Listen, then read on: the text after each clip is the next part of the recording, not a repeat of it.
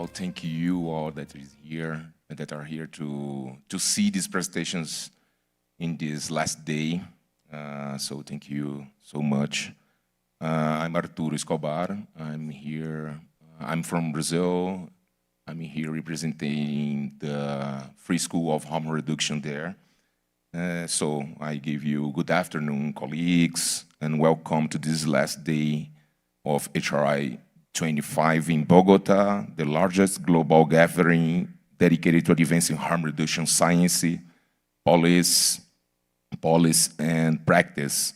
Our session today, the human cost of housing insecurity, persecution, poverty, and policy failures, asks us to confront what happens when the right to shelter collides with punitive drug control regimes. Across contexts and continents, the lack of safe, stable housing amplifies health harms, accelerates criminalization, and erodes human dignity. This afternoon, these 5 studies trace that reality, but they also illuminate pragmatic pathways toward justice, care, and community. We begin in Europe with Ancella Voets, drawing on field work in Amsterdam, Athens, Berlin, and Paris. Her study shows how migrants who use drugs navigate overlapping barriers of language, documentation, and stigma. Participants rely on harm reduction services as de facto primary care, yet those services remain scarce and culturally misaligned. The call is clear: decriminalize irregular migration and homelessness, and embed peer-led, multilingual support that travels with people, not passports. From San Francisco, Shannon Ducharme offers a compassionate framework for palliative care on the streets.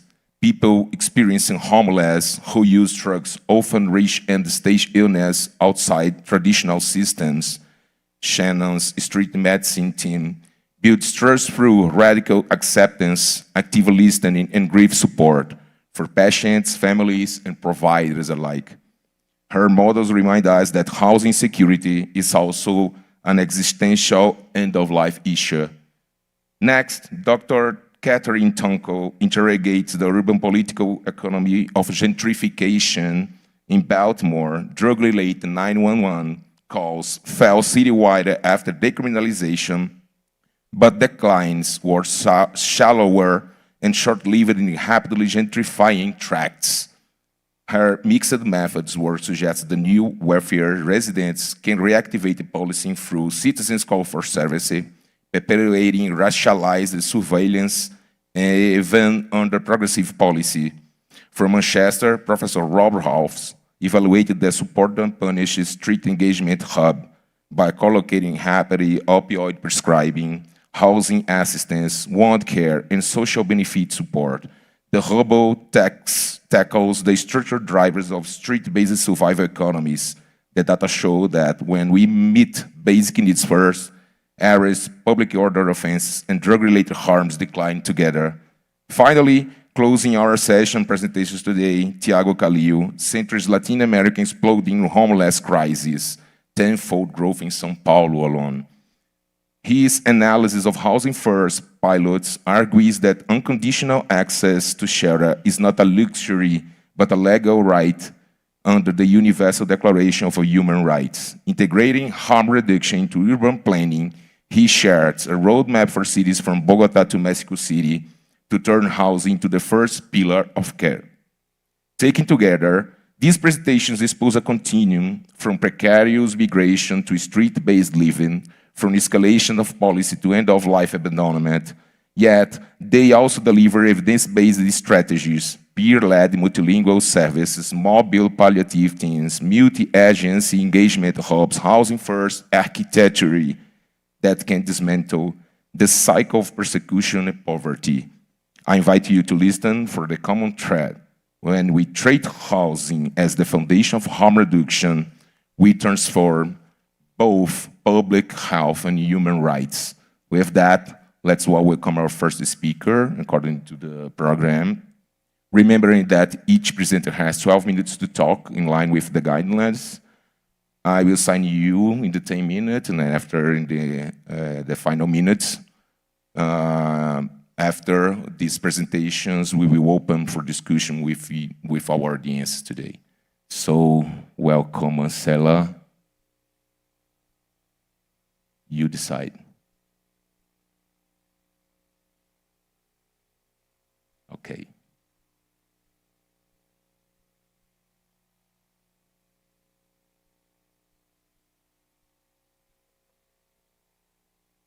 Thank you. I guess I just feel more sure of myself when I stand. A little bit less nervous. Thank you for being here, and thank you for having this opportunity to present.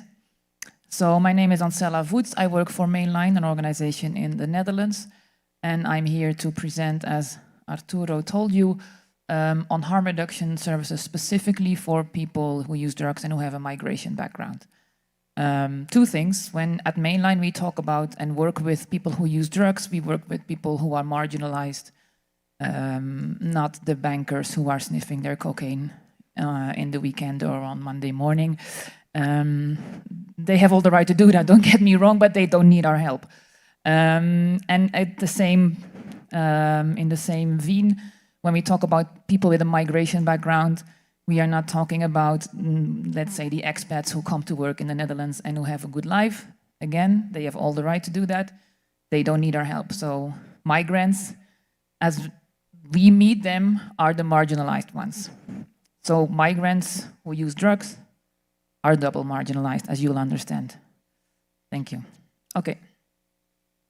So Mainline is a harm reduction NGO. Let me figure out how easy this is. There? Okay, yes. A harm reduction NGO in Amsterdam. We were established in 1990 as an offspring of the local drug user organization. And here you can see our mission and our approach. Unfortunately, our Ministry of Health thinks, well, they don't think we're not needed anymore. They think we should get our money from every municipality in the Netherlands.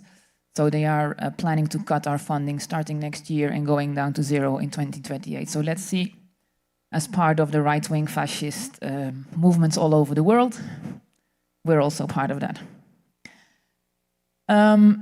What, this is going back? Whoops.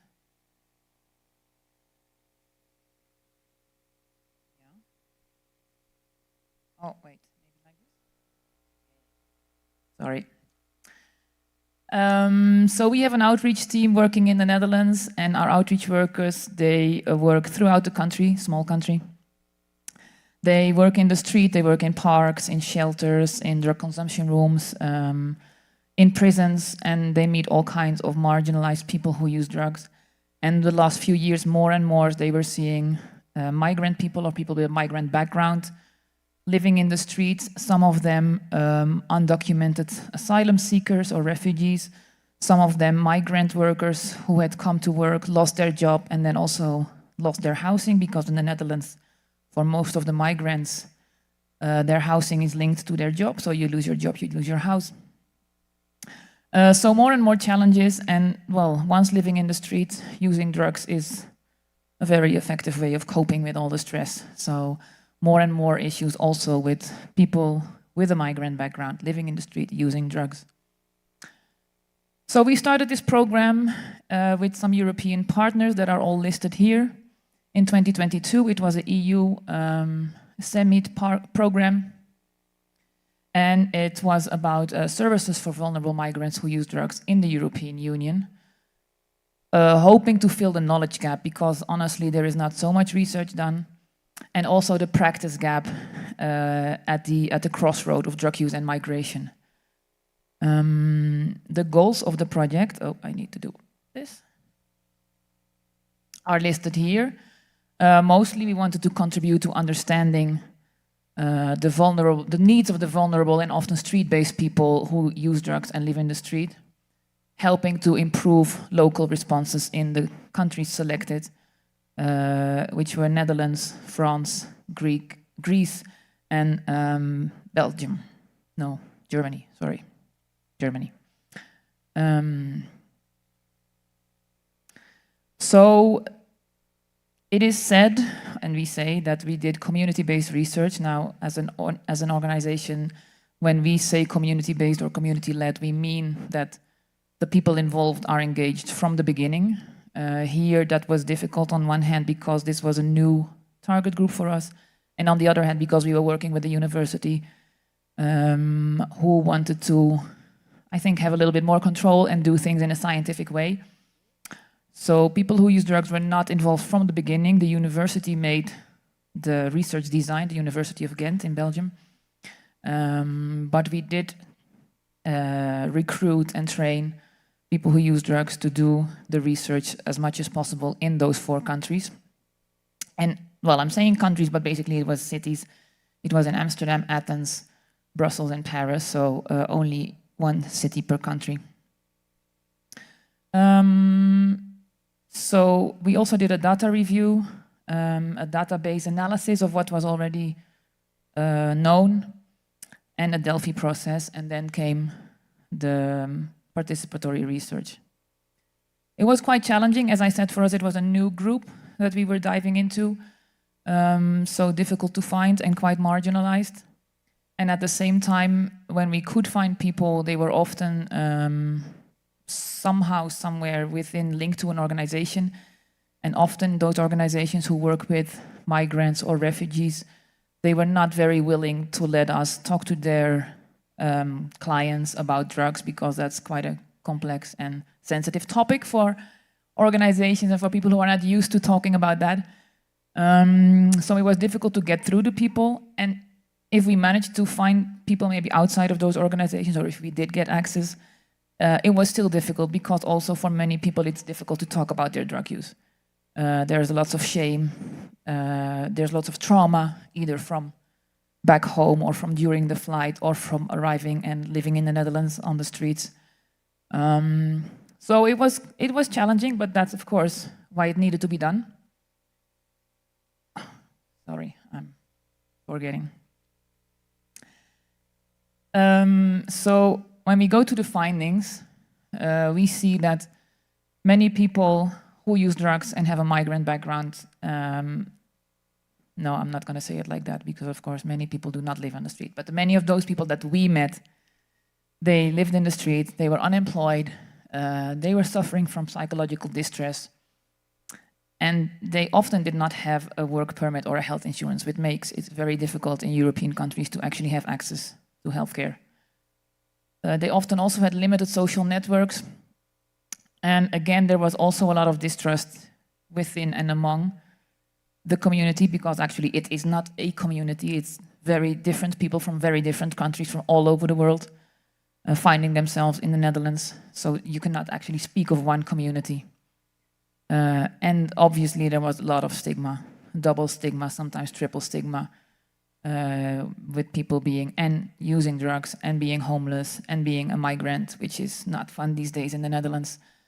And sometimes also being a sex worker or a trans person or any other criminalized, well, in the Netherlands not criminalized, but marginalized identity.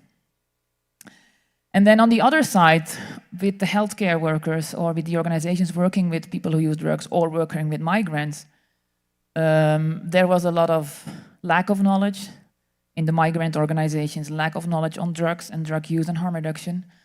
In the drug use or harm reduction organizations, lack of how do you deal with people with no legal status, how do you deal at all with people with another language and cultural background. So the overlap in services was definitely not there. So our recommendations are listed here, a few of them at least. And I added this line first because I think it's important that we remember that according to the UN and according to the treaties that the Netherlands has signed and most European countries, in the EU, all European countries have signed, healthcare should be available, accessible and affordable and culturally sensitive. That should be like just a normal thing and obviously of good quality. Well, that was not the case in our research. 2 minutes, I'm gonna make it. So our recommendations, obviously, I mean, it's so simple, involve communities. even if and when they are hard to find for you. I mean, it's a no-brainer for all of you, I know. Reduce legal barriers, but also other barriers, but most of all, reduce legal barriers, because again, in many European countries, if you don't have the right paper, just no access. It's simple as that. It's weird, but then other organizations need to step in. Also a bit of a no-brainer, culturally and linguistically sensitive and integrated support, of course, is essential and is lacking absolutely. I have spoken about the homelessness, and I heard it in other sessions. Housing is essential.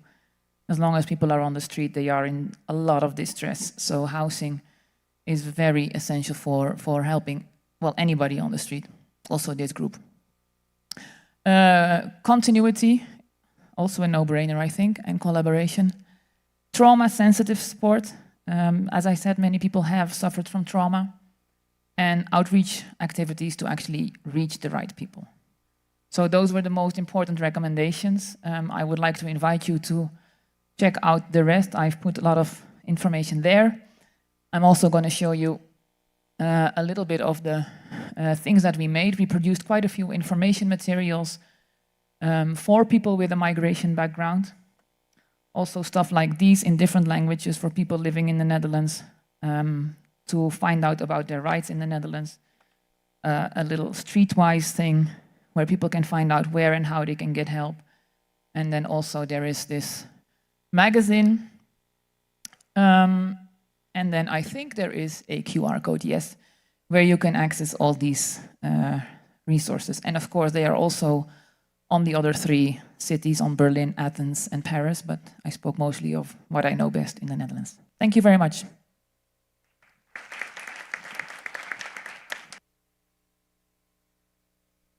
Ancella, I request you, so sorry to not present you correctly, as I will do it now, all right? But I have to say that Ancella Voets has been working in harm reduction field for more than 20 years. First as an outreach work in her home country in Netherlands, and later in various positions across Central and Eastern Europe and Eastern and so forth in Africa. She has spent several years living and working in Tanzania and Mozambique, in both countries as part of the teams implementing the first harm reduction services there. Currently, she is the head of the Knowledge Learning Partnerships team at Mainlines in the Netherlands, partnering with community-based organizations working with or led by people who use drugs, supporting them in implementing harm reduction services, advocating for drug policy change. Thank you, Ancella, for your presentation. And I will present now Shannon Ducharme. Our next speaker she is a health worker on the City of San Francisco Street Medicine team with 8 years experience supporting people experiencing homeless who use drugs. Her focus is developing palliative care models for high vulnerable populations. Please, Shannon, complement your presentation as you want. Do you prefer to be seated? All right.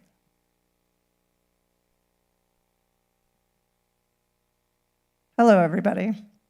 I'm Shannon Ducharme. I'm with the Street Medicine Palliative Care team. And I was just speaking with someone before this, and I was like, they were like, explain what you do. And I was like, well, I guess I fight for the dying. It's like what our team has come together to do, where a lot of, I think, what we're talking about here is fighting for keeping people alive. We're fighting for the dying. So living on the edge, palliative care, a harm reduction model for people experiencing homelessness in San Francisco. And my title on my business cards actually is health worker extraordinaire. So we had to get that in there. Our mission statement is to create a sacred space to hold the complexity of living and dying at the edge of life for people experiencing homelessness. Our patients have complex medical and psychosocial needs coupled with deep relationships with substance use. What is traditional palliative care? It's for patients with end-stage medical illness, generally focusing on comfort and symptom management, identifying and supporting patients' goals. People in palliative care and hospice often live longer with life-limiting illnesses than not on palliative care. And hospice provides comfort care without curative care, while palliative care provides comfort with or without curative care. But for us, for street medicine palliative care, many of our patients are struggling to live with their health diagnosis, but they don't technically meet criteria for traditional primary care. We help them anyway. We support them however we can. If people want treatment, we work with them to remove barriers. I had a patient once who had a hard time being inside, dealing with like staff in some of the shelters, and he was going through chemo, and he was like, I'm just gonna do it from a tent. And so we made it work. Like, we would give him rides to the hospital and do whatever it is that we need to do to help him get the treatment he needed, which he actually ended up curing his cancer with a lot of support, but that's what we do. And then if people don't want to do the medically recommended treatment, we create plans that work for them. For example, we had a patient who had very bad osteo. She had a burn, and when we met her, she had a bone sticking out of her finger and was terrified of the hospital, was completely cognizant of the decision she was making, did not need to be 5150'd, which for us, that just means taking someone to the hospital against their will. And so we came up with a plan for her of like, how are we going to treat this? Like, how would you like to do this? We consulted with infectious disease, and we came up with a plan of like giving her oral antibiotics and like how long we need to do that. And we worked with that plan with her. And then one day we came and she literally threw the bone at the doctor. It like came out. Anyway, it is very funny. I mean, if you knew the person, it would be maybe funnier than it sounds. But, and so eventually we actually got her to plastics, and like she's housed now. Actually, so is the person who did chemo in a tent, interestingly enough. They are not two of the people who ended up dying, but so it goes both ways. Sometimes people live with the right amount of support, and then sometimes not. Palliative care as harm reduction. Palliative care is inherently a harm reduction model, meaning it can reduce the harm of a medical model treatment-only approach by offering choices that focus on quality of life. There are a few existing models that have been adapted for people experiencing homelessness with substance use disorders and other mitigating competing priorities rooted in survival. So who we are a committee of the willing. We are the street medicine team is how we started. It was just on our own team. And it's like, as we've been like an official project for like 5 years now. And so we've slowly been opening it up to letting other people come in from other programs.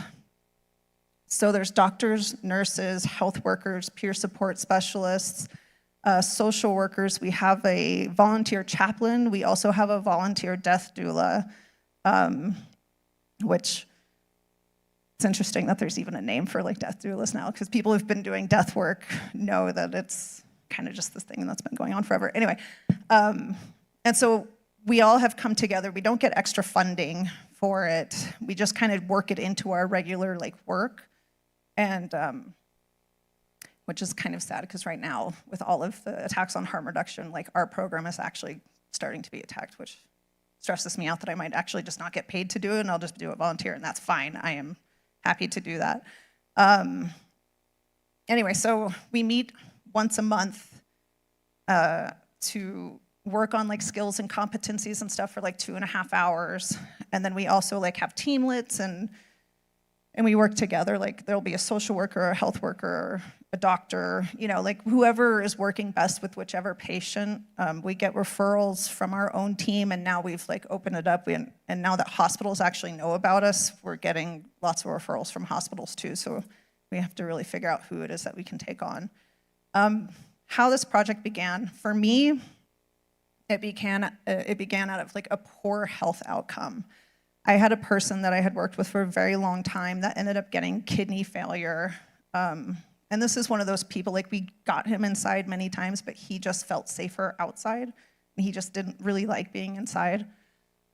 And when he got kidney failure and they put him on dialysis, we were so focused on helping to remove the barriers to get him to dialysis and changing the date and doing all these things. And then one day he had been discharged from the hospital, I ran into him and he's like, will you push me to my payee, which is basically like if you're on government money, they dispense your money for you. And so I pushed him to his payee and thinking like, God, we have to change our approach. Like, he's dying. Like, this isn't gonna work. And like literally that night he died, like there still in front of his payee. And so it was like in that moment that I was just like, we have to change how we're like trying to do this. And so anyway, our patients are our inspiration. This is our framework: outreach and engagement, clinical care coordination, trauma-informed, patient-centered care, inquiry, and closure. These things are not linear because our people are not linear. Usually I do like, we do an 1.5-hour workshop on this that we like go into these things, but we just don't have time for that. So if you have questions, you can ask. Skills and competencies that we work on. Reading the air, which is like nonverbal communication. The deep end, which I want to talk a little more about because it's one of the things that we coined. When folks are dying, you kind of get to do more shit than you would regularly get to do because you don't have to worry about certain boundaries, right? Like, they're not going to be around for a long time. So you get to like do different shit. An example I have is one of my guys got discharged into like a skilled nursing facility, and we went to see him. He had been there for 24 hours, and he had still not been given any of his pain meds. And literally in the bed next to him, there was a dead person with just their blanket pulled up over their head. And I was just like, holy shit, like, this is not okay. And so, and it was the day before a national holiday. For us, it was our Thanksgiving was the next day. And so I was supposed to go there the next day to get him out, to take him to a different, like, we fired the hospice. We spoke to one of our hospices that we work really close with, which is why it's very good to make nice with like your community partners and like hospice agencies and stuff, because they were like there for us when we needed them. And I went the next day, and it was just so crazy. They wouldn't let him leave. I had to like literally break him out of this hospice, or not hospice, but skilled nursing facility. They were like, no, but anyway. And so I was talking with a doctor, one of the doctors on the team, because part of being in the deep end is making sure that you have a lifeline like out there. Like, if you're in there by yourself, making sure you have someone that you're like, hey, this crazy thing is happening. I need your help. Please help me. And so since it was also a holiday, none of the shelters or any other things were open. So we just pooled our resources and put him into a hotel for like the 4-day holiday weekend that we had. And then Mary Howe, I don't know if any of you know Mary Howe, but I, and another doctor, Deb Bourne, who is also a crazy death person, we all just like all weekend just kept bringing him meds and taking care of him and doing what we needed to do. So that is the deep end. So accelerated timelines while moving slow. You can't rush people to talk about things that are very uncomfortable, but you also may not have a lot of time. And so it's this way of doing a dance with folks and like having organic conversations and just being able to do things in an accelerated way, but not. Listening, communication, and then minding the straddle is another term that we coined, which, for example, the person who I was like, oh, dialysis, while he wasn't going, I wasn't minding the straddle. I was just focusing on the treatment. Minding the straddle is holding space for both of those things. It's like they're saying they want to do this one thing, but on the other hand, their actions are doing something different. And it's having space for both of those things and being like, I will set up the treatments for you, I will help set up the dialysis, but I will also hold the space and do these other things with you while you're not doing those things. Okay, thank you. And partnering with community organizations, hospitals, hospice agencies. Making end-of-life care opiates work for people who use drugs. It can work. We do it all the time. It's not even just opiates, it's any controlled substance, really. It takes a good relationship, checking your own biases, a lot of communication, and I mean, the main point really is people who use drugs deserve to have their pain treated, like, period. And then goals of care conversation. in America, we have things that are called a pollster and advance directive, and it's basically just like a legal documentation of like how you want your death to play out, basically. Having these conversations require a lot of courage. And like being able to build relationships, being able to have verbal and nonverbal communication. That's like where reading the air comes in. A lot of times having just the organic conversations, like talking about family or talking about who they don't want there or what kind of playlist they want or like whatever.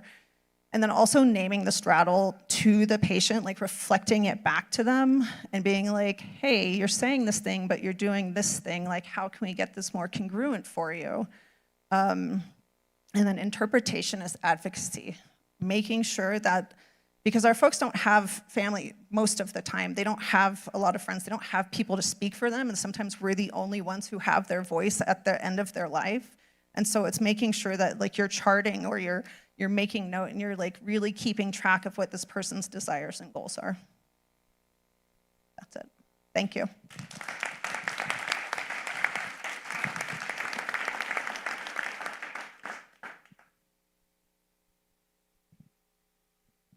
So thank you, Shannon. Oh, strong.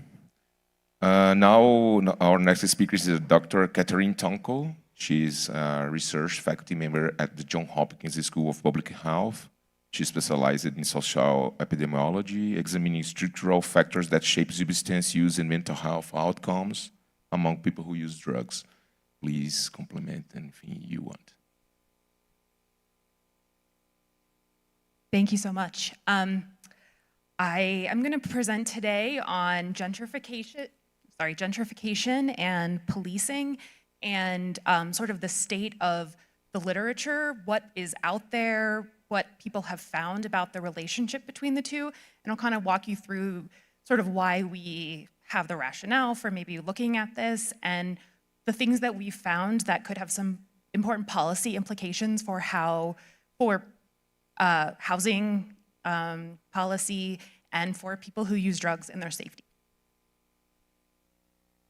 So just to acknowledge everyone who worked on this with me, I was really fortunate to get like a small grant about structural racism to look at this, and I'm really happy that there was some way that, you know, a university, a school of public health felt that this was an important public health topic. But before I begin, I want to say that it is deeply ironic that I am presenting on this topic because Johns Hopkins as an institution is an extreme example of gentrification in the city that I live in, Baltimore. The lands where the hospital, the School of Public Health, where they sit now, was once a thriving community of Black homeowners, and it had been eroded over the decades. And it doesn't look like that anymore. And in fact, and I think this might be one of the more insidious things that has come out of all of it, but the neighborhood had a completely different name. And it was called the Middle East neighborhood. And Johns Hopkins, when they revitalized it, changed the name to Eager Park. Nobody called it that. Hopkins changed it. And so I want to acknowledge that I am doing this work in a very gentrified place. And I also want to just acknowledge that there are people, these residents of Middle East, had their lives completely upended by this institution and continue to this day to have that happen. Okay, so around the world, there's a growing recognition of the ways that police and policing practices are a threat to health and well-being, especially for marginalized communities. So not only is that people who use drugs, but also Black and brown people, the unhoused, folks at the intersection of all three of them. One factor that has been sort of posited to increase exposure to police in urban settings, which is typically where I work, more than others, is gentrification. So it has been defined as the process in which neighborhoods with low socioeconomic status experienced increased investment and influx of new residents of higher socioeconomic status. You can imagine there's a lot of loaded words in there that could mean a lot of different things to a lot of different people, so I'll be talking about that. Much like policing, Black, brown, and low-income communities are the ones that tend to be the most affected by gentrification and tend to be the neighborhoods that are most likely to become gentrified and then excluded from existing residents. In the United States, the Centers for Disease Control and Prevention, which is a big public health organization, has named gentrification a public health issue, partly due to the significant and complex ways that physical and mental health are changed at a population level because of gentrification. I can almost certainly say that this will not be the case in the United States anymore, that they will recognize gentrification as a public health issue. But I suppose in some way it is heartening that at one point this topic was considered in that domain, and people recognized that changing neighborhoods and exclusion are a threat to well-being. There has been a lot of things out there about the relationship between policing and gentrification, or the relationship of gentrification and the effect on communities. But there's kind of less of an established relationship with policing. Like, people who are living that experience, they know it deeply. They feel it deeply. But what we wanted to do was kind of take what's out there and synthesize everything and see, like, what is driving? Why is there this relationship between them? What's the reason for it? And I will just say, in this top picture right here is a sign in a gentrifying neighborhood in the United States. It says, gentrification in progress, there will be cupcakes. And in the US, there's like a stereotype of like fancy bakeries that sell like $5 US dollar cupcakes are sort of like a harbinger of things to come. So I'm really interested if anyone from other like countries, contexts has things like this. I'd love to know kind of what those signs are. So basically, this is just a lot of words to say, we're looking at what is out there that has been published and put into the world about the relationship between gentrification and policing, and specifically, what type of populations are most affected by this. So we did a scoping review, which is just a way of saying, like, we looked through the literature systematically, and scoping reviews are usually done on things where there's not a lot of evidence. So we really were like trying to get as much information as we possibly could.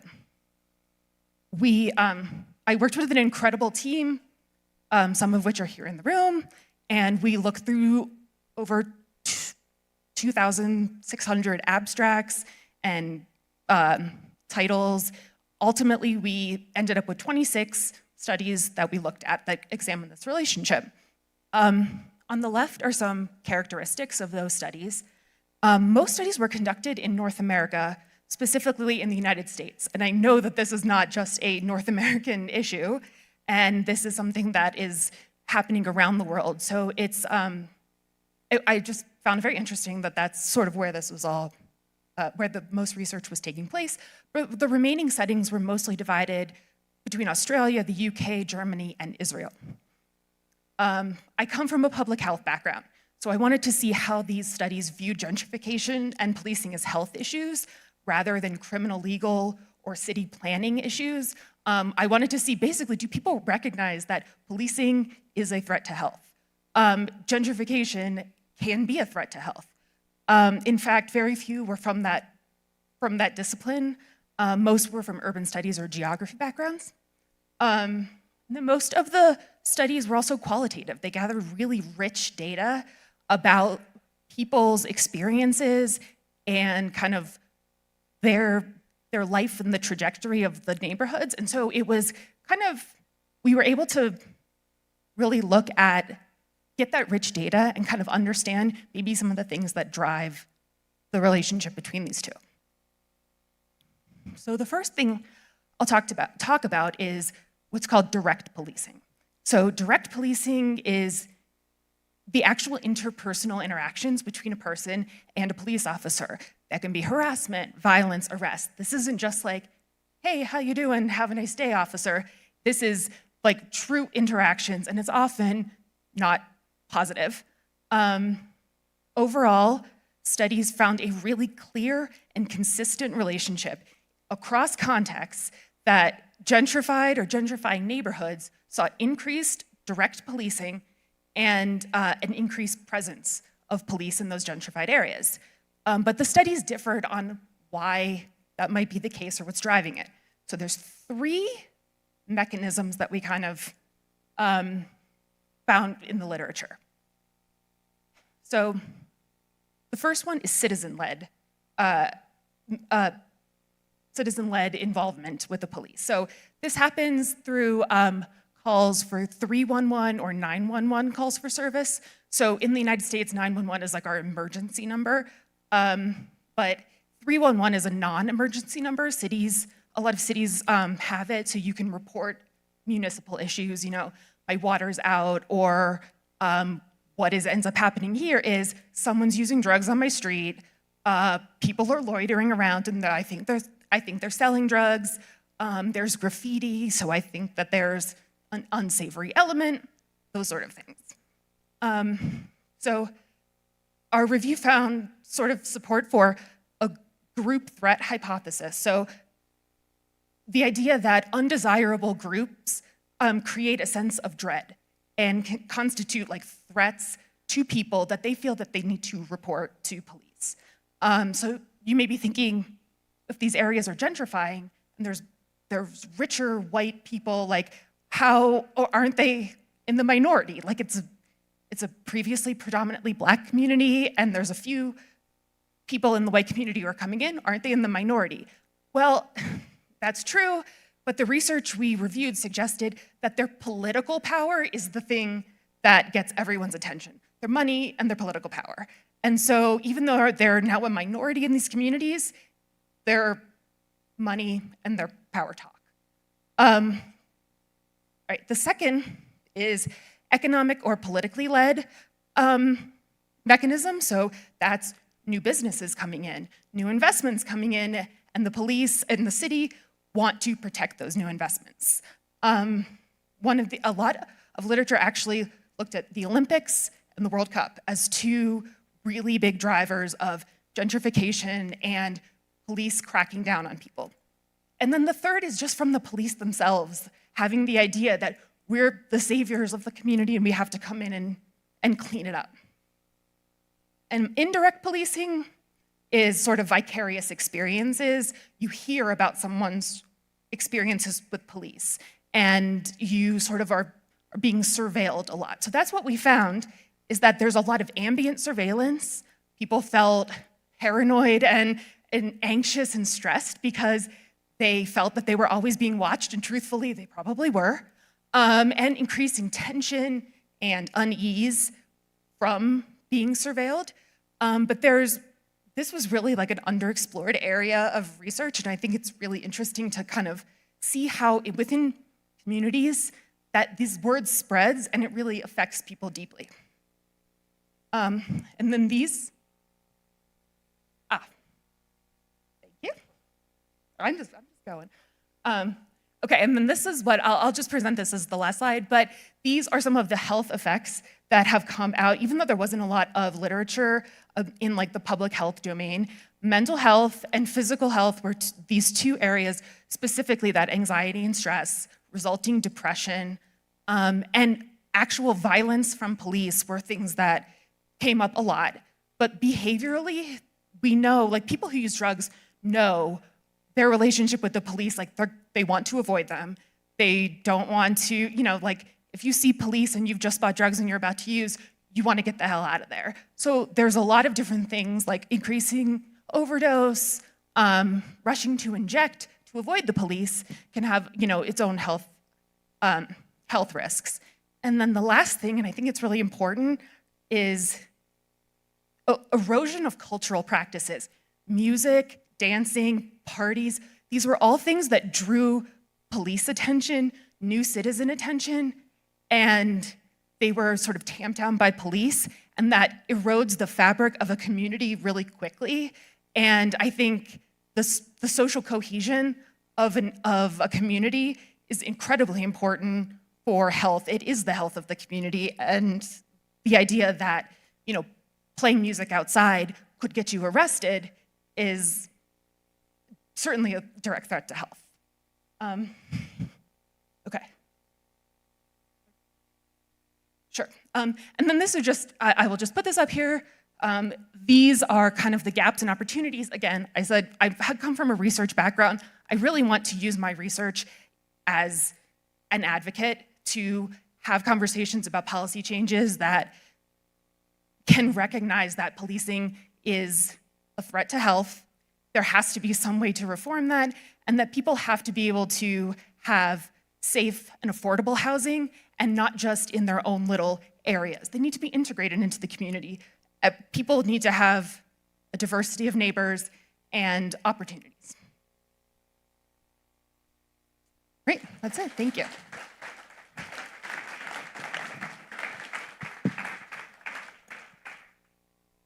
Thank you, Catherine. Now, Rob Halfs, Professor of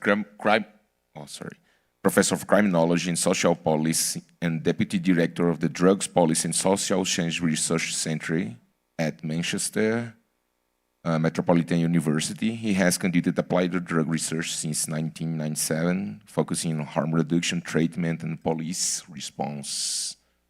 Please, Rob, time is yours. Thank you. Just before I start, let me give you a little bit of context.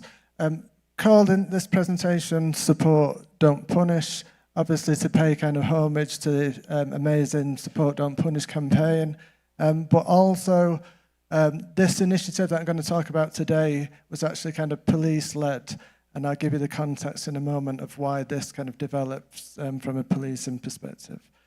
So it's focused on Manchester in England, which we like to say is the second biggest city in England. Is anybody from Birmingham? They might disagree.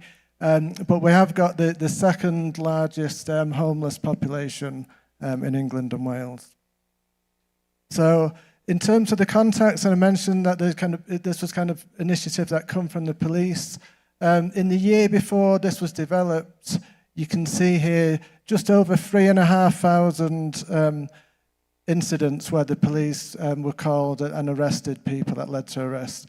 So over 800 for begging offences, similar over 800 for shoplifting, over 600 for illegal drug possession, typically crack cocaine and heroin, and over 1,000 for other kind of public order offences as well.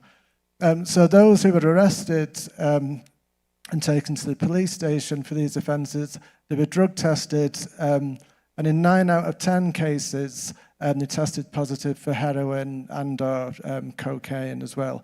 So the police kind of from this would say, you know, drug use was kind of central to this, and that kind of formed a central part of the intervention. So you can see here that the two police officers, the one at the back in the black and the one on, I think, to your right, Dave and Warren, who set this up. And they ran this with, I think there's 5 different services, the substance use service, you can see the medical team, the St. John ambulance in the green, housing, the main Riverside housing, which provided the main kind of temporary supported accommodation in the area as well. MASH, which works Manchester Action on Sexual Health as well. And this was an unfunded pilot originally, but you can see in the middle there the leaflets that they hand out. I think there's now 17 different organisations that are involved in this as well. They operate on a Tuesday and Thursday, 10 till 1. But they also have the outreach team. You can see the outreach van there. Other days of the week, they kind of go out beyond the city centre and try and kind of spread awareness of the service that they provide as well. So I'm not going to talk about the methods in much detail. I'll talk about some of them as I go along. But we were kind of commissioned to look in 2 areas. I'm not going to say much about the first one, other than fact, obviously the commissioners were interested in the fact that this was kind of initiated to reduce the amount of kind of crime and antisocial behaviour, so they're interested in that. But I think everybody here today is kind of more interested in the second element of that, identifying identifying whether the hub enables service users to engage more with services and as a result reduce harms and also kind of help people kind of move away from kind of street-based lifestyles into accommodation. So I think this is from one of the two officers who actually kind of come up with this idea, and I think this kind of quote kind of encapsulates that kind of shift, that more kind of support, don't punish, and this move from a kind of enforcement approach to a much more supportive policing approach. And you say, the figures I talked about earlier, that enforcement was unsustainable, it just wasn't practical, it was a revolving door. So people would be arrested for these minor offences, they might get a fine of £100, they're never going to pay it because the clue was they were begging in the first place, they were shoplifting, they don't pay the fine, so they're going to get a larger fine, usually around about £1,000 for non-payment of fine, they don't pay that, and then they end up going to prison for 7 days, 14 days, and then that cycle starts again. So the police realised that just wasn't kind of effective and they needed this different approach. So you can see the image there, that's the kind of cards they hand out instead of arresting people, give them that information, they tell them when the services are open. You can see there as well, mobile phone numbers. If people couldn't access the service, we'd actually go and pick them up and bring them to the service as well. One of the things we were concerned about in the evaluation was whether people felt they were kind of being coerced. Did they have to just attend because the police had kind of told them to attend? So that you can see that the bottom quote there, we interviewed 48 people who were using the services. Only 2 of them felt that there was some kind of level of coercion. And one of them was saying on reflection he kind of needed that push. But people thought it was just more, seeing it more as being kind of given some direction or given a kind of gentle nudge. They didn't really feel that it was something that they had to go or they would eventually get arrested. So some of the hub data, we've just been commissioned to do a second evaluation and we're just coming to the end of that. So some of the more kind of updated hub data. There's quite a lot of people who kind of go multiple times, but you can see the number of individuals who come through each year. Majority men, so 2022 and 23, there's only 14% women. Last year, even though you can see the figures have increased quite considerably, the percentage of females actually dropped to 11%. Then we've got the treatment data. So as I mentioned before, I think the fact that there was a lot of drug use in terms of those who were being arrested. One of the priorities was having the local drug service there. And around about a quarter of those who come through the hub had actually kind of engaged to see the treatment team. The main support that people come for was housing support, but then that was followed by drug treatment. So around about 2/3 of those were prescribed opioid substitution, and then about half of those come through were provided with naloxone. Just over 1/3 were kind of screened for bloodborne viruses. 6 of those tested positive at Hep C positive and were engaged in treatment. And another service that they have there, they have dedicated Hep C nurses. So an additional 118 people were tested for Hep C and 18 of those kind of went on to receive treatment as well. So we mentioned the rapid prescribing. This is the only kind of same-day prescribing service in England. And you can see from these quotes, the first couple of quotes in particular, where they say, they'd go on a Thursday morning and that Friday morning they could pick up the prescription. And I also think those quotes kind of pull out there that typically it might take 2 or 3 weeks to get a prescription. So this was a real kind of draw that people could go there and get scripted. They say same-day prescribing, but as you can see there, they usually kind of pick it up the next day. And again, the bottom quote there, people saying the importance of that. You're not kind of rattling, withdrawing from drugs, and the quicker you can get scripted, the better. So this was seen as one of the real kinds of positives of this intervention. The other kind of reduction in health harms, so I mentioned the Hep C nurses. This was from the first evaluation to just coming to the end of COVID and people saying they got the COVID vaccinations here as well. But quite often we did a lot of observations, we attended the sessions. You could see, somebody had come in for housing support, for example, or support with the benefits. and they'd give them a GP. They'd say, you know, you're registered with a GP, they'd get them registered. Or they could see they wasn't walking well, or one of the legs was swollen, or sometimes you could just smell the infections. Say, you know, can we have a look at your legs? And quite, you know, you need to get to hospital straight away. Quite often they would just drive them to hospital, or put them in a taxi to A&E departments as well. So identifying a kind of range of other kind of health support needs as well.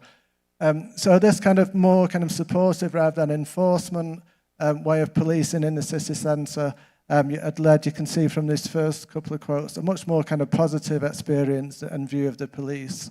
But I think what was particularly interesting, the bottom quote there, I think none of us kind of expected this. We knew that the rapid prescribing would be popular, for example, but what surprised the police and surprised us was that because of this kind of more kind of trusting relationship with the police, people were more willing to kind of come up and talk about kind of victimization.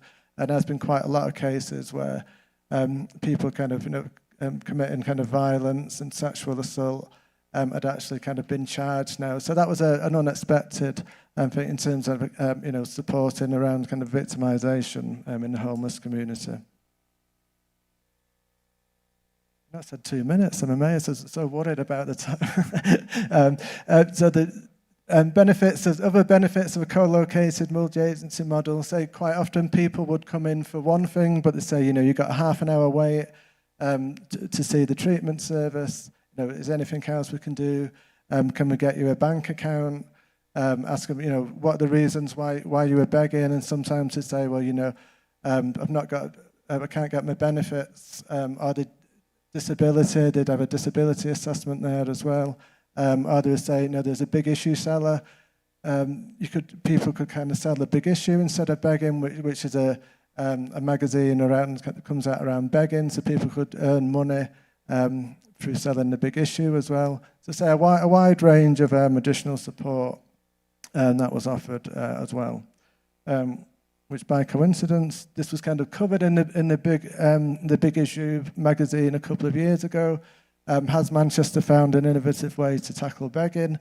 I think that the first evaluation shown that it did have a real kind of positive impact on the safety, on the health and well-being of people who are homeless as well. Lots of advantages about having this co-located model. So again, people would talk about having to travel across different parts of the city. They didn't have money for bus fare. The mobility wasn't great. They had problems that they couldn't remember appointments.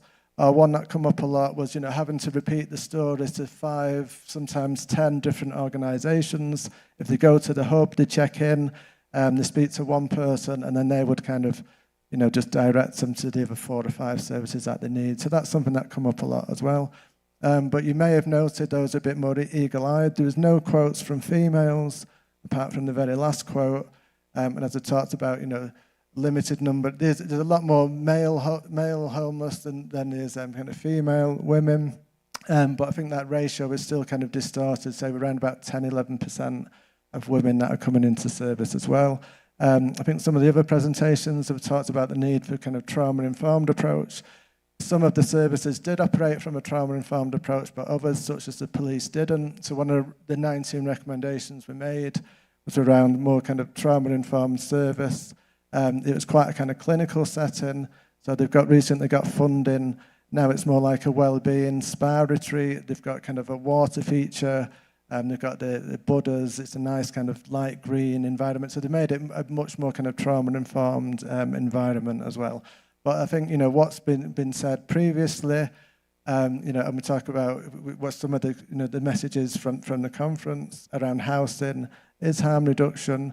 There's still a kind of shortage of housing, and in particular, you know, that kind of high tolerance housing. So lots of people were being housed, but then within weeks, they're being evicted because they're using substances on premises. There's only one women-only location in Manchester, and again, that quite often gets targeted, and the women there get kind of coerced into sex work as well, and no kind of appropriate disabled access as well. So I mentioned, you know, some of the quotes were talking about, you know, they would have lost their legs if it wasn't for the hub. Quite a lot of people in the homeless community in Manchester wheelchair bound, and they've lost one or both legs, and there's no kind of appropriate supported accommodation that allows kind of wheelchair access as well. And it there, that's it.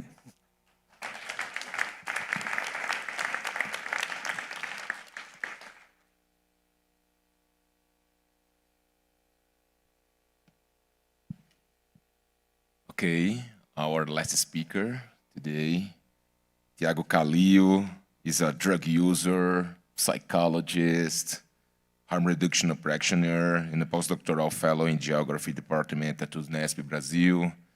His work explores the confluence between the health area and urbanism, seeking connections between the issue of drugs, people in the city, including the various forces that influence disputes such as public policies, drug policies, stigma, criminalization of poverty, state violence, the market, and possible strategies to guarantee rights in Latin America contexts. Welcome, man. Thanks, Arturo. Is it okay if I speak Spanish? Okay? It's more comfortable for me. Entonces, yo voy a hablar sobre drogas, ciudades y acceso a la vivienda en América Latina.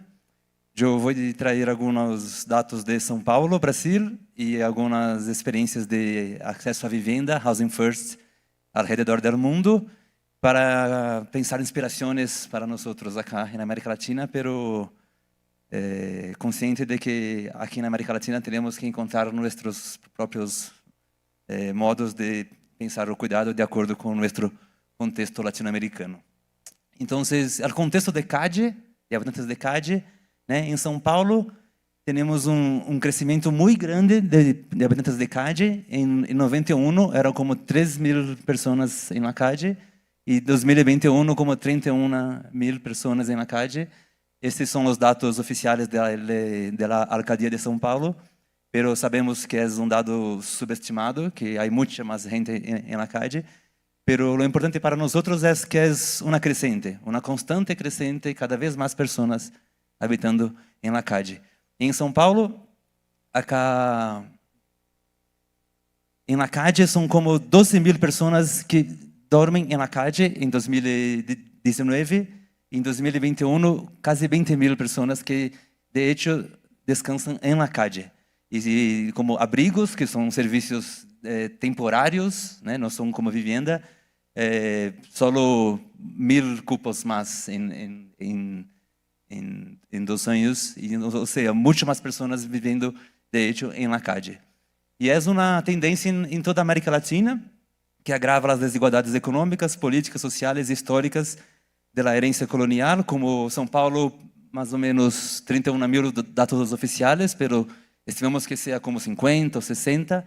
Em Bogotá são como 9.000, em Santiago, Chile, quase 9.000, em Cidade de México, quase 7.000. Então, é uma tendência muito importante. E a vida em la CADE é uma vida muito dura, né? São múltiplas formas de violência: o frio, a lluvia, a discriminação, a incredulidade, o estigma, os prejuízos, a culpabilização e falta de domicílio para encontrar trabalho. São algumas das múltiplas dificuldades que destacam quem se encontram em situação de CADE e consomem drogas. Em São Paulo, uma investigação sobre habitantes de CADE apontou que a vivenda e o trabalho são os principais desejos das pessoas que vivem na CADE. Então, eu creio que é urgente contrapor esta naturalidade que nós vivemos com os habitantes de CADE, porque é uma vida muito dura. E acá uma reflexão importante, porque esse psicólogo Jackson Jacobs, uma investigação na Universidade de Califórnia sobre o consumo de bazuco dentro do campus da universidade. Ou seja, contexto muito protegido, né? Muito mais tranquilo que a CADE. E a percepção de risco das pessoas que consomem crack dentro da universidade, o principal risco era que sua família se enteraria que é consumidor de bazuco. E segundo, o principal risco é que seus amigos se enterariam que é consumidor de bazuco. Pero se pergunta para um habitante de CADE qual é o risco que siente de consumir bazuco, são muitos e muito mais duros, muito mais severos. Eu, quando eu trabalhava na CADE, pude encontrar uma situação de um homem que estava descansando na CADE e ver outra pessoa e morreu todo ele com gasolina Ele despertou todo mojado de gasolina. Quem sabe que iria passar depois? E nós logramos mediar esta situação muito dura. Então, o contexto da calle é um contexto muito duro. E este psicólogo faz uma reflexão de que não devemos falar de drogas duras ou blandas, mas sim de contextos duros ou blandos, e a calle é um contexto muito duro. Então, aqui é uma pronta reflexão de como a sociedade lida com as pessoas na calle. E em São Paulo, em 2010, saiu uma investigação que tínhamos 290 mil imóveis vazios em la cidade. Ou seja, muitos edifícios sem moradores, sem gente que podiam servir como espaços de vivienda. E a casa, a vivienda, o hogar, é muito importante para as pessoas, porque allá é onde sentimos nossa intimidade, descanso, espaço para o amor, a privacidade, a aceitação, o refúgio, a proteção, a autonomia, a pertenência e outros mais benefícios que o hogar proporciona para nós outros. E as casas, historicamente, na cidade de Tombuctu, em Mali, na África, têm a habitação principal em forma de útero, porque representa uma proteção. Podem imaginar que é viver na calle? Eu não logro sequer imaginar, porque deve ser muito duro. O hogar é também um lugar onde nos reconstruímos frente às adversidades. É nosso rincão do mundo, nosso cosmos, nosso primeiro universo. E na casa, para já de viver o presente, é o espaço seguro que nos permite projetar uma ideia de futuro, uma perspectiva de vida. ¿sí? Então, a vivienda é um direito.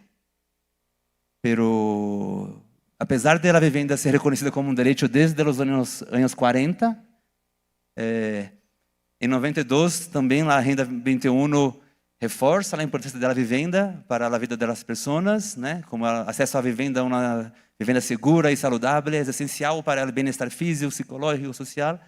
Pero em Brasil, o direito à vivienda aparece, né, surge em nossa Constituição de 1988, pero o direito à vivienda surge nos anos 2000 por uma emenda constitucional. Então, para nós outros brasileiros, o reconhecimento da vivienda como um direito é algo muito novo. Né? Em Brasil, há uma ideia de que a vivienda é um privilégio e não um direito. E esse é um peligro, porque o direito fundamental básico da vivienda, hoje, na área da saúde, muitas vezes é vista como um prêmio. Em Brasil, para se acceder à vivienda, tem que buscar um serviço de tratamento, tem que estar bem, tem que retomar contato com sua família, tem que estar organizado. Ustedes estão organizados? Sempre? Eu não estou sempre organizado. Minha vida é como arriba, abaixo, arriba, abaixo. E para acceder a um direito, eu tenho que estar listo, organizado. É como uma utopia. E no âmbito social, em Brasil, é o direito como um privilégio. E na esfera urbana, a vivienda é como um produto. Então, estamos muito lejos da compreensão da vivienda como um direito básico fundamental. Então, as estratégias de casa primeiro, housing first, ou moradia primeiro, ou vivienda primeiro, surgem nos anos 90, e a principal ideia é que cambia a lógica de se pensar no cuidado para as pessoas que usam drogas e que estão na calle, porque traz a ideia de que nós estamos sempre listos para ter uma vivienda, e não temos que buscar subir a escalera para lograr a vivienda, ou estar organizados, estamos sempre listos, sempre prontos para ter uma vivienda. Então, e com a vivienda garantizada, é muito mais possível sostener os processos de cuidado, o trabalho, os laços familiares. Então, a vivienda é considerada o princípio básico do processo de cuidado. Há dado interessante que na Austrália hicieron um estudo que para cada pessoa que o governo garantiza a vivienda, o Estado economiza 27% em custos de serviço social, serviço de saúde e serviços penitenciários.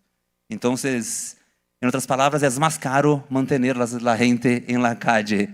Pero eu gostaria de reforçar que não podemos colocar um valor para a dignidade humana, precificar a dignidade humana, pero estes dados são importantes para lograr avanços junto às políticas públicas, os políticos e todo, porque é menos custoso.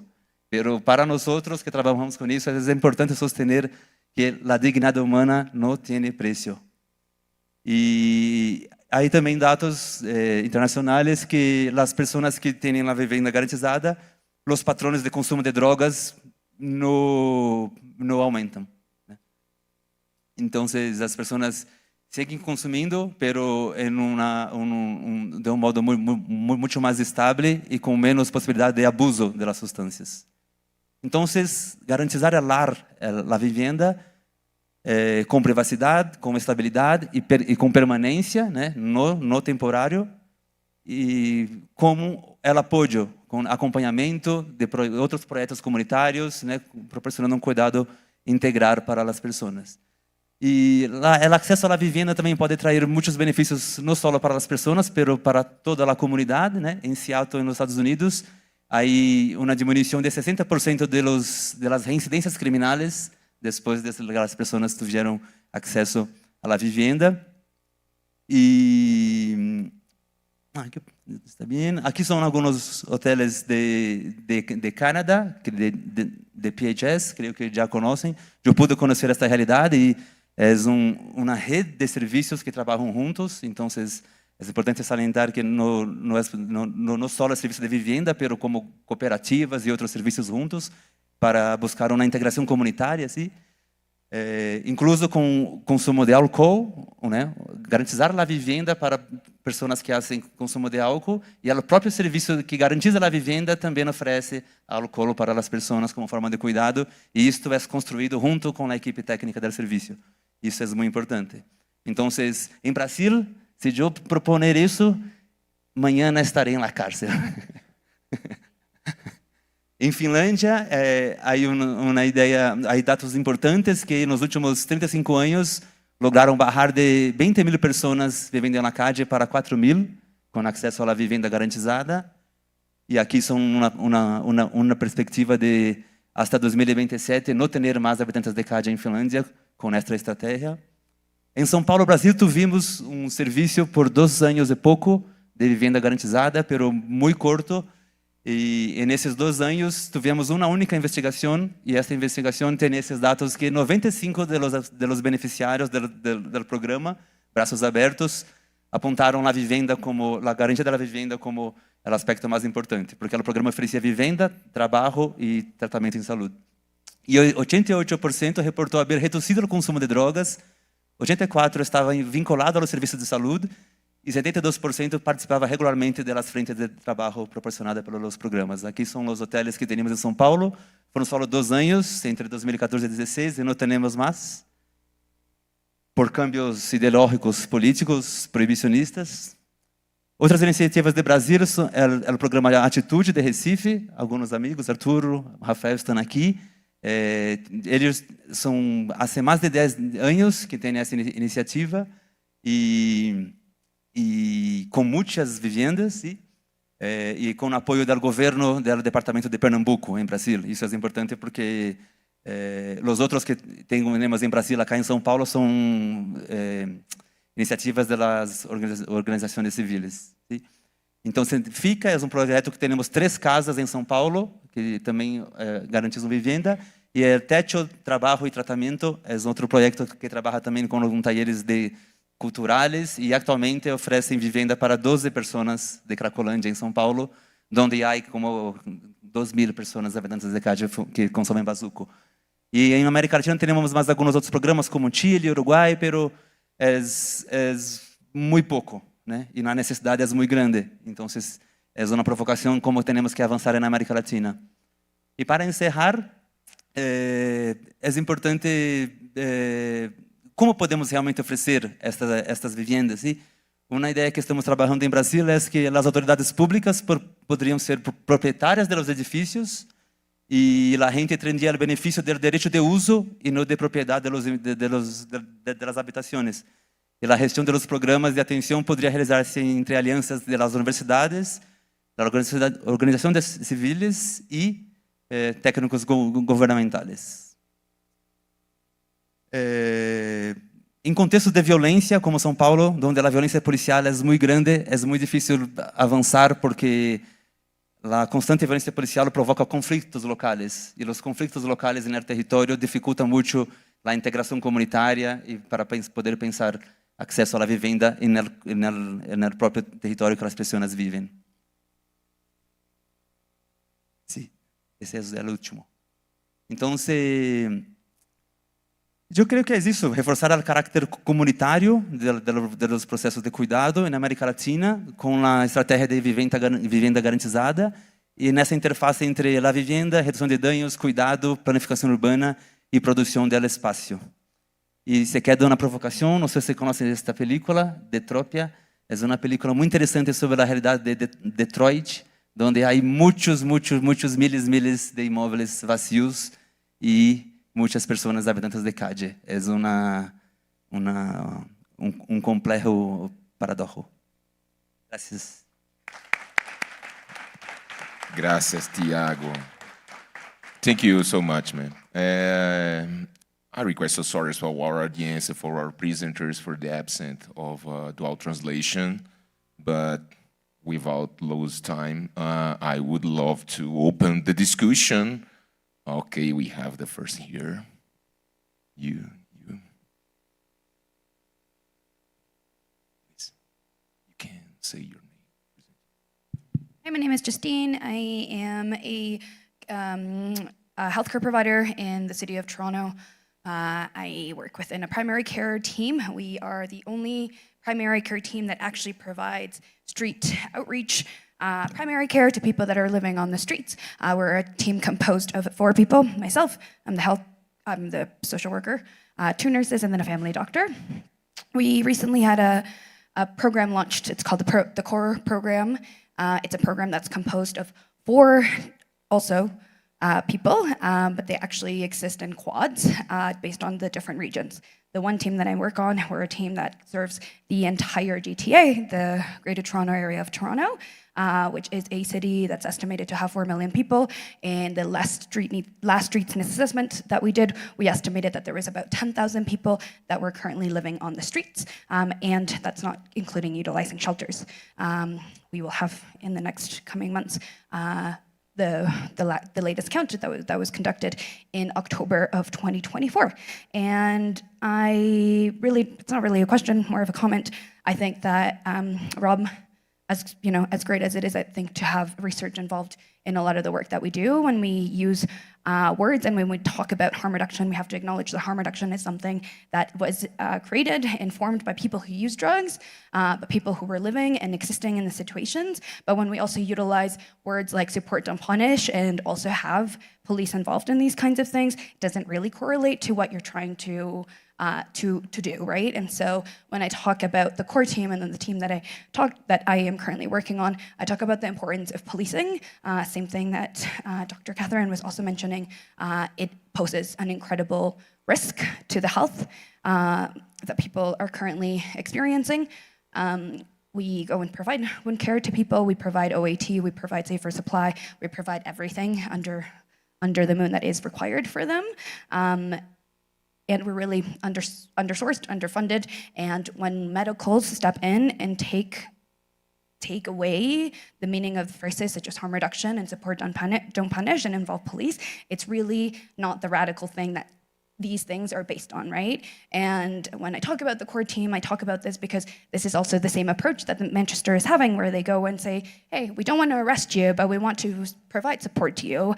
Here's where you go and seek that support. It's pushing people out of sight and into finding support somewhere else instead of actually doing the radical practice that harm reduction is based on, which is being there and showing up where people are and where they are currently existing.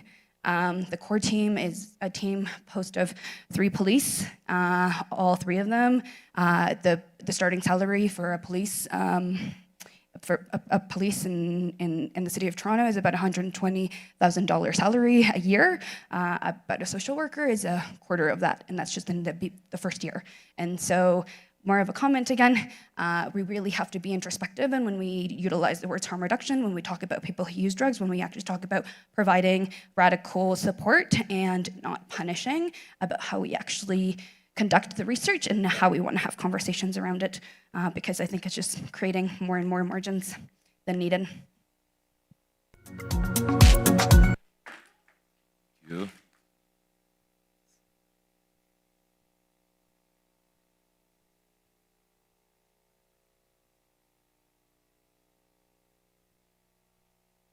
So the project that I was talking about, the actual kind of funding is all for the voluntary sector and third sector, the funding that comes in.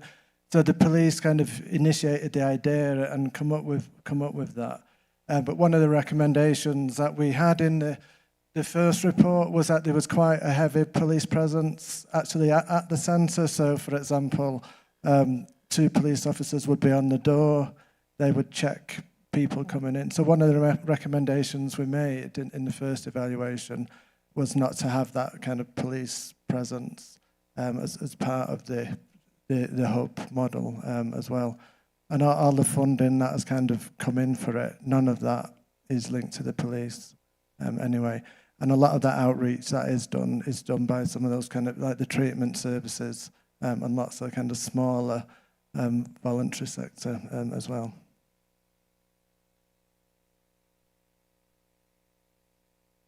Yeah, and I've worked in harm reduction for 20 odd years, and I'm very aware of that. It was actually the term harm reduction was founded by an ex-colleague, Russell Newcomb. So,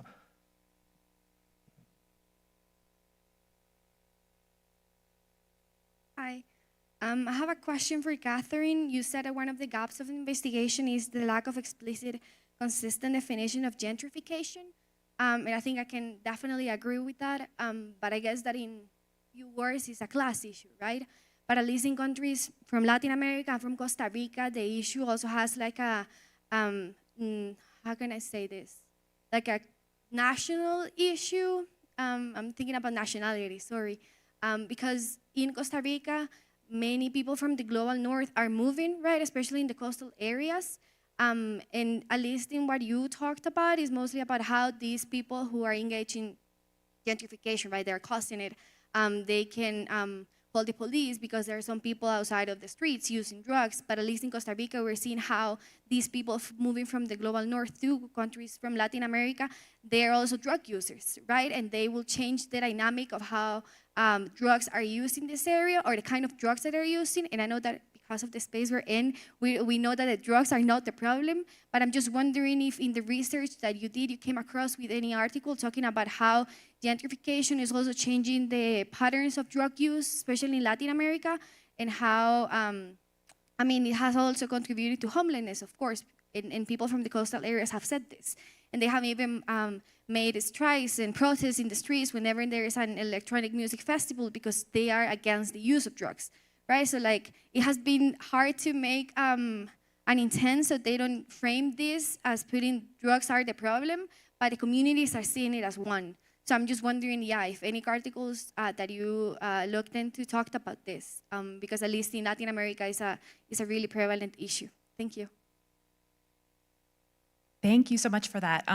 So I will say that my sort of review of the literature was really focusing explicitly on like the police and gentrification. So I know that there's a huge body of literature out there about gentrification and substance use, for example, that I personally don't know, though I can imagine that like what you're talking about in Costa Rica would be very similar in other places.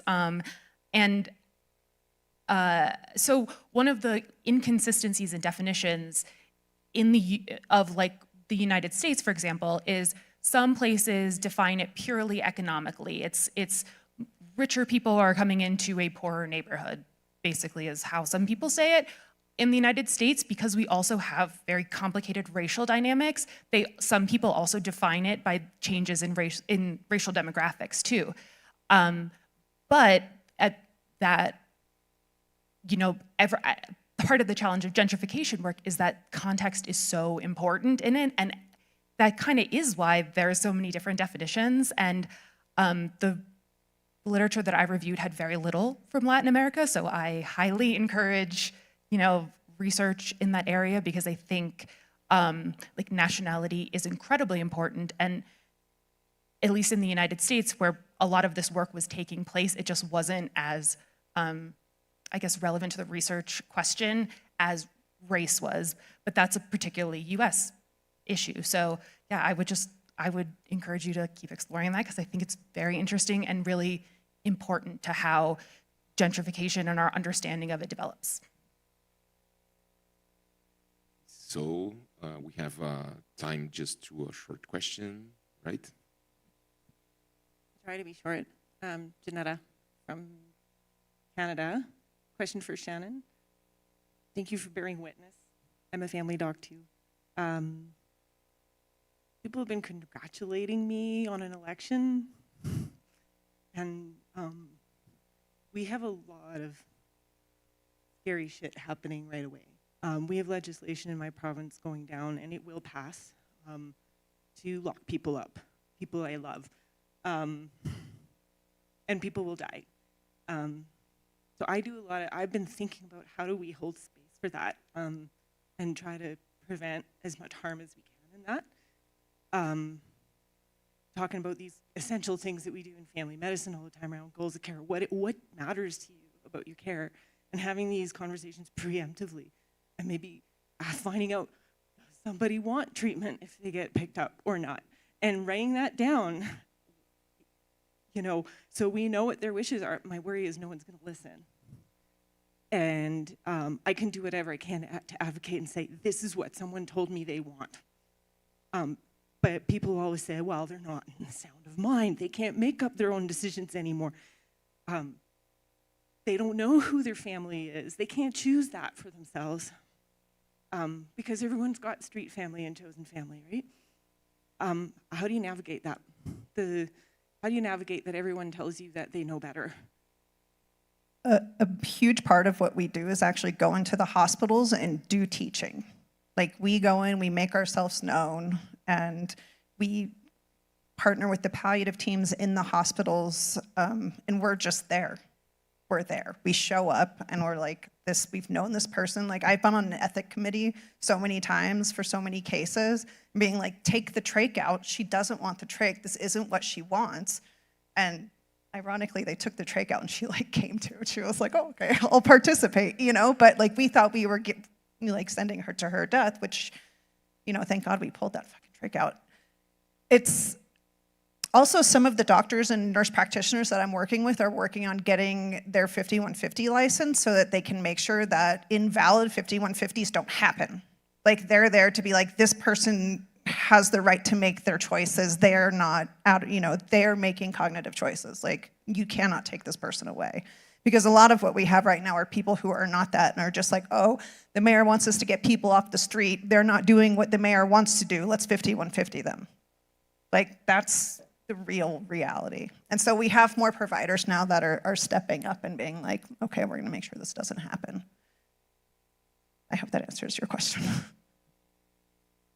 So it's time to close. I would thank you so much to stay here, to listen, to do your contributions. Thank you, presenters, for you all to share your important issues on this housing security, this discussion on poverty and how it affects our communities. So, last day, so you know that we have a party tonight, so see you all there. Nice. Bye, guys.